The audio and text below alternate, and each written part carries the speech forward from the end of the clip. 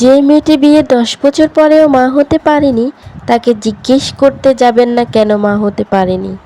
তাকে জিজ্ঞেস করতে যাবেন না কেন তার বাচ্চা হয়নি। বিয়ের বয়স পেরিয়ে যাচ্ছে বলে হাসতে হাসতে সে মেয়েটিকে জিজ্ঞেস করতে যাবেন না কেন তার বিয়ে হয়নি। সে কেন এখনো বিয়ে করেনি। বাপের বাড়িতে যে মেয়েটি বেশ কয়েকদিন ধরে থাকছে, তাকে জিজ্ঞেস করতে যাবেন না সে কেন এখনো এতদিন বাপের বাড়িতে পড়ে আছে। এমন অবান্তর প্রশ্ন করে তাকে বিব্রতির মধ্যে ফেলবেন না। এতদূর পড়াশোনা করে কেন এখনো তার চাকরি হলো না, এমন প্রশ্ন করে তাকে ঘরবন্দি করবেন না। ডিভোর্স হয়ে বাপের বাড়িতে ফিরে আসা মেয়েটিকে আহা বলে সান্ত্বনা দিতে যাবেন না, জিজ্ঞেস করতে যাবেন না কেন তার ডিভোর্স হয়েছে। ভিডিওটি ভালো লাগলে ফলো দিয়ে পাশে থাকবেন।